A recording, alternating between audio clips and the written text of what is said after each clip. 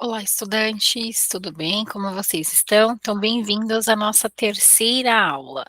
Então, hoje nós vamos falar sobre fluxogramas, cronogramas e organogramas, tá bom?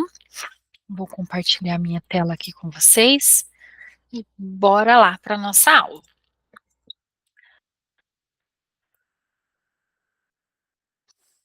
Então vamos lá, né? Nessa terceira aula, a gente vai revisar ali o capítulo 4 sobre técnicas de arquivamento e, né, organogramas, cronogramas e fluxogramas. Mas nesta aula de hoje eu irei falar só sobre organogramas e cronogramas, porque na aula anterior eu já repassei um pouquinho sobre essas técnicas de arquivamento, tá bom?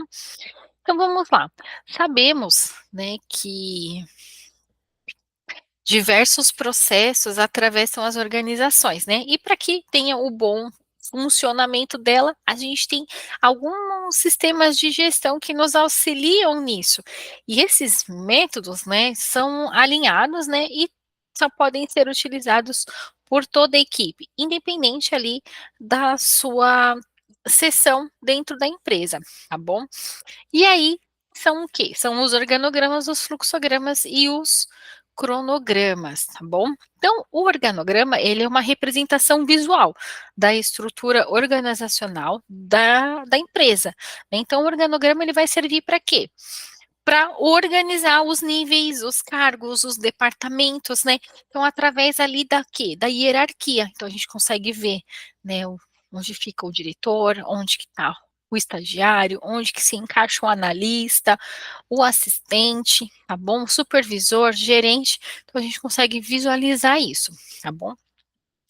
E aí, ele, para que serve isso dentro da empresa, né? Para organizar os espaços em que estão inseridas as pessoas, os níveis, né? Quando eu preciso prestar contas para alguém, né? Então, quem é, eu sou subordinado de quem, né? Quem eu preciso, né? Prestar alguma responsabilidade, né? Com quem eu preciso falar, com quem eu falo. Então, ajuda também no planejamento estratégico, tá bom? E aí, nesse organograma, a gente consegue visualizar o CEO, o vice-presidente, o diretor, gerente, né? E essas linhas, né, são ligadas por quê? Por linhas, para demonstrar ali a hierarquia. Então, não adianta só eu colocar no papel, mas eu não demonstrar a linha que deve seguir, né, a sucessão de cada um, tá bom? E aí a gente tem o organograma, que é um modelo clássico, né, que nem nesses 2 modelos que eu deixei aqui para vocês, tá bom? Então, ele é clássico por quê? Porque é na forma vertical, né, então, coloca-se o presidente ou o CEO no topo da pirâmide, né, e abaixo aparece diretores, gerente comercial, administrativo, né, seguidos por seus gerentes e suas equipes, tá bom? Depois a gente tem o organograma horizontal, né, eu vou pedir desculpa para vocês porque eu tô super gripada, tá bom? No organograma horizontal, a gente altera a forma de visualização, né, então eu vou ter o CEO ou o diretor, né, o presidente do meu lado esquerdo, seguido, né, pelos meus gerentes, meus, eh, gestores, tá bom? De cada área, assim, então o gerente da produção, o gerente comercial, financeiro, né, eu tenho o gestor da produção, o analista e o assistente, gestor, analista e assistente, né, e assim sucessivamente. Se tiver um estagiário, o estagiário segue de mais uma linha, tá bom? Depois eu tenho o modelo circular, né, então nesse modelo circular a gente não tem linhas, né, então quem presta contas para quem, né, quem se conversa com quem não tem. Então a gente sabe que o CEO é um centro, ou o presidente, a gente tem as áreas administrativas de operação e comercial, dentro dessas áreas a gente tem TI, produção e logística, temos compras, vendas ou marketing, temos o GP, o financeiro ou o contábil, ali no administrativo. GP é gestão de pessoas, tá bom? A gente fala muito em RH, né? Mas hoje é gestão de pessoas, tá bom? E aí eles vão se encaminhando. E se tiver mais, se cria-se outro círculo, tá bom? Vão sempre se encaminhando nas extremidades, ok? Depois a gente tem o setorial, né, então é o tradicional, né, o que é o mais utilizado aí pelas empresas, né, porque a gente consegue visualizar, né, o setorial ele lembra um pouco o clássico, né, se a gente olhar o modelo do clássico e olhar o setorial, são quase o mesmo modelo padrão, tá bom? Mas eu tenho aqui as áreas, tá vendo? Eu não vou ter mais as pessoas. Então, aqui eu vou conseguir ver a minha empresa, os setores da minha empresa, tá bom? Por isso é setorial. Então, opa, a diferença do clássico é que eu consigo ver pessoas, quem fazem parte, quais são as pessoas que fazem parte dessa minha empresa, né? Os gerentes, as suas equipes, e aqui não, aqui eu consigo ver os setores, tá bom? Por isso, setorial. Depois a gente tem o linear de responsabilidade. Então, aqui o foco não vai ser a hierarquia, e sim as atividades que precisam ser feitas e a responsabilidade de quem. Né? Então, a gente tem aqui as formas geométricas na legenda, né? Precisa ter a legenda daí, e a responsabilidade de A, B e C, né? Pode ser o setor, né? O setor da produção, o setor ali do marketing, o setor do TI, por exemplo, tá bom? E as atividades que ambos têm que realizar, e aí a gente coloca aqui as formas geométricas. No nosso livro didático, vocês vão ver ali na página. Deixa eu lembrar aqui que agora é a página de cor, eu não vou me lembrar. Na página 77, né? Então, às vezes eu falo página 77, mas seguir sempre por essa bolinha aqui em cima, tá bom? Que às vezes quando gera o PDF, né, já altera ali o a página, tá bom? Então vai ser 77 ou 79, tá bom? Então a gente consegue ver ali outras formas de montar esse organograma, tá bom? Então, aqui algumas dicas, né, para como a gente pode fazer. Então, separe por níveis, né, a gente pode colocar cores, né, fazer colorido, usar as ferramentas digitais. Então, hoje a gente tem o clássico, né, eu posso fazer, né, se eu estou fazendo pelo celular, eu não consigo usar o Word, porque eu não consigo incluir as formas. Então, eu consigo fazer no PowerPoint, né, então eu consigo usar o meu Google apresentação. Então, a conta e-mail de vocês, né, a conta de estudante de vocês, fornece aí a opção de utilizar, né, esse recurso. Mas, não sei se vocês já ouviram falar no Canva, o Canva também, né, nos permite fazer essas ferramentas, tá bom? Utilizar como uma ferramenta e fazer ali o organograma, tá bom? Tem profissionais especializados para isso, né, então tem empresas hoje que só trabalham nessa função, né, de organizar ali as empresas, tá bom? Pelas funções. A gente pode olhar, né, outras empresas, então a gente digita ali no Google modelos de organograma, tem uma lista, né, enorme ali que a gente pode ver imagens, né, vocês conseguem ver vários outros modelos, né, para tirar como base. E aí, o que é importante? Eu montei o organograma, eu preciso compartilhar com todos, né? Então, todas as pessoas precisam saber. Ai, vou espirrar. Me perdoem. Como que vai ser, né? Então, todo mundo precisa estar integrado e saber que faz parte de alguma coisa. E desenvolva formas, né, de apresentar essas informações de uma forma clara e objetiva, né? Então, lá no capítulo 1, a gente aprendeu, capítulo 2, né? A gente viu ali as formas de documentos, né? Então, eu posso enviar por um e-mail, para que todos saibam, né? Todos consigam se localizar ali dentro da empresa. Eu posso colocar um aviso, que mais que a gente pode? Posso fazer um anúncio, né? Me deu um branco agora ali. Mas é isso, é um aviso, mandar por e-mail, né? Um circular. Eu ia falar memorando, mas não, é um circular, né? Para que todos saibam ali, né? Deixar ali nos quadros, tá bom? Para compartilhar com todos. Ok?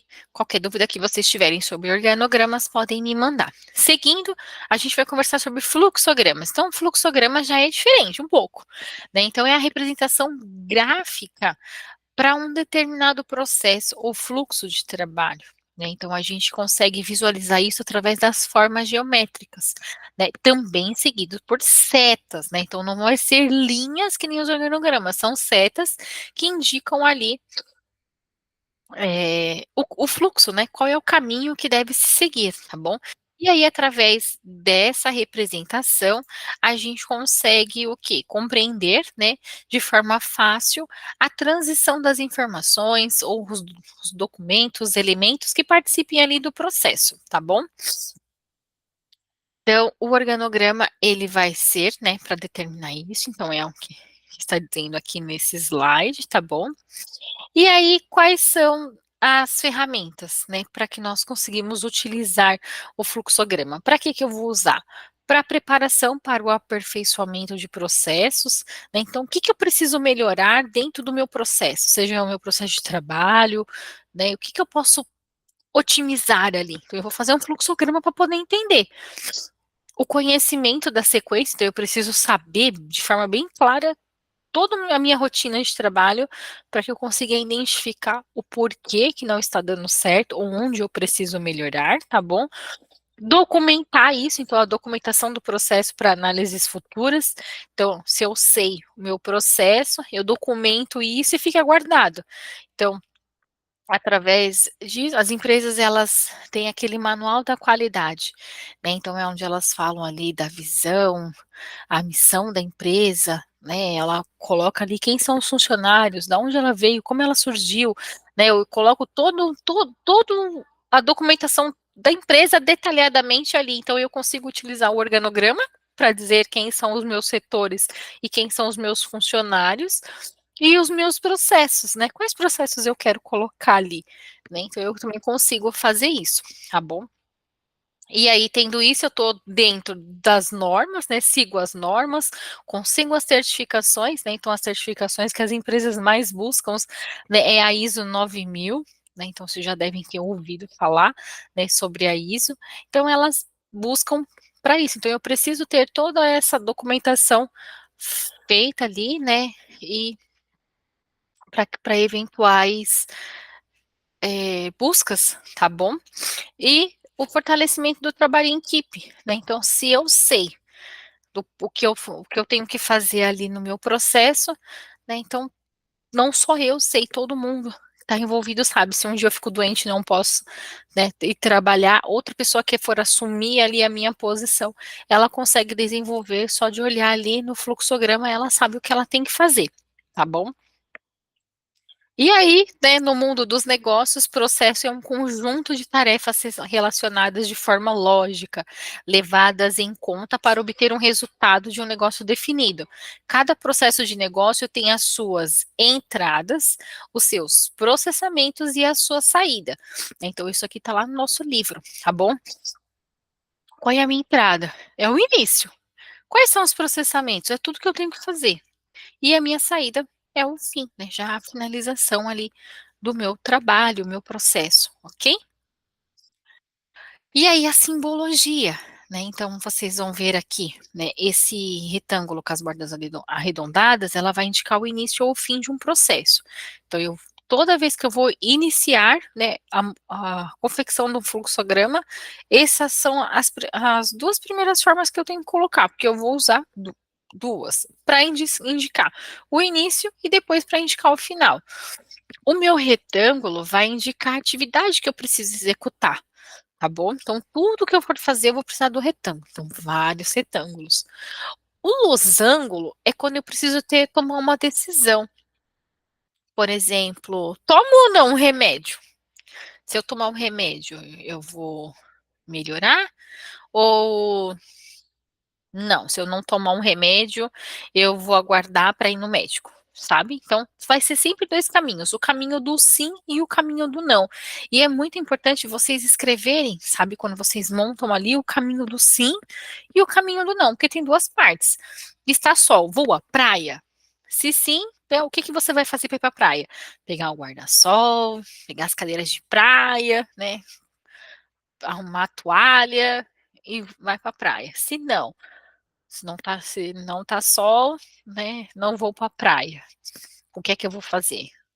Pegar a coberta, fazer pipoca e sentar no sofá assistir Netflix, sabe. Então, tem que sempre pensar em 2 caminhos, ok? A seta, elas vão indicar o fluxo, né. Então o fluxo para o fluxograma, ele sempre vai para frente, né, então a seta ela não pode ir e voltar, não. Por mais que aquele processo não deu certo, você vai ter que fazer outro processamento dizendo até onde ele vai, mesmo que não dê certo, né, você não pode voltar a setinha, por exemplo, tá bom? Quando eu preciso indicar documentos que vão ser utilizados, é através desse retângulo com essa bordinha aqui embaixo, tá bom? Esse quadrado com uma das bordas arredondadas indica uma espera.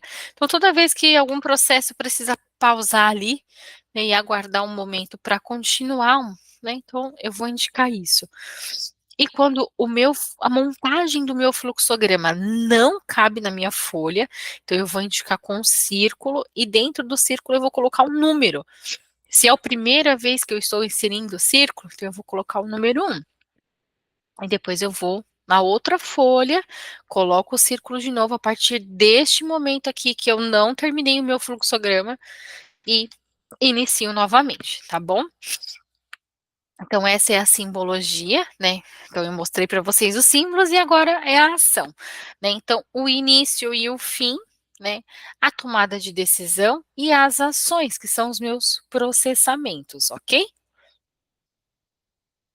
E aí a gente tem modelos de fluxograma, trouxe alguns para vocês aqui. Então, o diagrama de blocos, ele mostra de uma forma padronizada e mais eficaz de representar os passos, né, lógicos do processo. E cada diagrama pode indicar uma sequência, né, de símbolos. E aí eu não preciso especificadamente colocar, opa, assim, que nem aqui, né, a gente montou. Aí eu vou montar ele assim. Então, ele vai mostrar ali as atividades realizadas, uma visualização bem rápida desse processo, na forma vertical ou horizontal, tá bom? E as frases têm que ser bem curtas, mas que identifique a atividade que vai ser realizada, para quem bater o olho e falar, opa, me achei aqui, tá bom? Então aqui eu tenho decidir fazer um churrasco, fazer é um fluxograma de blocos para fazer um churrasco, tá bom? Então aqui são 11 passos do que eu tenho que fazer. Então eu vou colocar aqui os retângulos e indicar por linha, né, e aí seta, né, claro, porque aí não deu, eu tenho que indicar aqui a seta, o caminho que esse meu fluxograma vai seguir, tá bom? Depois eu vou ter no modelo ANSI, que é aquele que tem a tomada de decisão que eu mostrei para vocês, né, então esse fluxograma é o que é mais utilizado, né, dentro ali para mostrar realmente a interação, né, entre as etapas, entre as equipes, né, então eu posso dividir ali o meu fluxograma para cada área, né, um fluxograma para cada área e fazer ali um quadradinho identificando, tá bom? E aí este modelo aqui é para opa, perdão. Esse modelo aqui é para a gente conseguir um empréstimo, né, será que eu vou conseguir um empréstimo, né, então quem trabalha ali com isso, né, então vai ter ali o início e o fim, né, então pode ser também nesse, o círculo, né, é mais assim, achatadinho, não tão redondinho, tá bom? Em meus processamentos, tá bom? Então a venda recebe, o setor de venda recebe a solicitação, o funcionário verifica a documentação, o analista avalia a solicitação. Ai, tô querendo espirrar de novo, desculpem. O empréstimo foi aprovado? Se sim, então eu vou gerar ali a guia da documentação, perdão, e vou liberar o meu empréstimo, tá bom? E finalizou. Agora, se não, por que será que não foi, né? Então eu vou reavaliar ali a recomendação, e aí, essa exceção foi aprovada? Perdão. Se sim, se essa exceção foi aprovada, né, então às vezes faltou algum documento, alguma comprovação ali, então se deu certo, vai gerar a documentação e vai liberar o empréstimo. Se não, o analista vai comunicar com o cliente e finaliza, tá bom? Então, esse é o modelo, os dois modelos de fluxograma que eu trouxe para vocês. No nosso livro, tem alguns outros modelos, depois vocês dão uma olhada. E qualquer dúvida, podem me chamar, tá bom? Agora a gente vai começar sobre cronogramas, né? Então, cronograma é o quê? Ele vem do termo grego, tá bom? Onde crono significa tempo e grama significa alguma coisa escrita ou desenhada, né? Então, um cronograma é uma representação gráfica do tempo a ser despendido de uma tarefa ou projeto. Nada mais é do que um calendário, tá bom? Mas de uma forma diferente. Então, ele é uma ferramenta de gestão que também auxilia no controle e na visualização do progresso do trabalho, né. Então, olha, todos eles são uma ferramenta de gestão, mas cada um deles tem a sua particularidade, tá bom? Não confunda. Então, o cronograma a gente vai conseguir ver ali a tabela, né, da realização do tempo que essas atividades, né, levam para fazer, tá bom? Então, a gente consegue relacionar duas variáveis disposta em uma tabela, o tempo e as atividades, em que as linhas, né, então, a gente vai, monta normalmente os cronogramas no Excel, porque a gente consegue visualizar ali linhas, colunas, né, então no Excel as colunas são as letras e as linhas são os números, tá bom? Então aqui na representação do cronograma, as linhas elas vão representar o que está sendo planejado. Então, o que, que eu preciso colocar ali? E as colunas vão representar o tempo que eu determinei para que aquela atividade fosse feita. E se ela foi realizada ou não. Se o meu planejado, ele foi realmente executado, tá bom? Mais para frente nós vamos aprender mais sobre isso em uma aula, tá bom? E aí eu trouxe um modelo para vocês de cronograma que é o mais utilizado, tá bom? O nosso livro didático tem outro gráfico, né, outro modelo de cronograma, que é o de PERT, né, depois vocês também dão uma olhada, mas hoje eu trouxe para vocês o gráfico de Gantt, tá bom? Então ele foi originalmente criado para ser utilizado no planejamento e controle da produção, em que as colunas verticais são divididas em meses, né, então lembra lá, no Excel, todas as colunas A, B, C, né, enfim, são os meses. E as linhas, por sua vez, são divididas, né, nas tarefas, e aí eu consigo dispensar o calendário, né? Então, em vez de marcar lá no calendário o que, que eu preciso fazer no tempo, né, eu faço isso ali no cronograma, no modelo gigante, e consigo visualizar isso, ok? E aí, aqui eu trouxe para vocês só um modelinho que tem lá no nosso livro didático, tá bom? Então, eu tenho aqui de 3 do 1 até 14 do 3, né? Foi o tempo aqui para fazer a reunião de planejamento, selecionar a empresa organizadora, a elaboração da pesquisa, quem vai fazer quem vai prestar o serviço e fazer onde que vai ser, né, o buffet ali, a seleção e convite de palestrantes, aprovação de orçamento, convites, preparo do material, a confecção dos convites, o envio dos convites, a confirmação das pessoas, a impressão de material, recursos audiovisuais, preparo do local, o evento e uma tabulação da pesquisa. Então, percebam, eu vou colocar tudo o que eu preciso fazer, né, para aquele meu projeto, né, o que eu estou pensando em realizar, tá bom? E aí as colunas vai ser o tempo que nós determinamos, né, em reunião com todos ali, para concluir, ok? Então esse é o modelo gigante. E aí também, meus queridos, se vocês tiverem qualquer dúvida, podem me chamar. Antes de passar para a próxima aula, vou fazer uma pausa, tá bom? Para explicar para vocês as atividades deste dia. Até mais.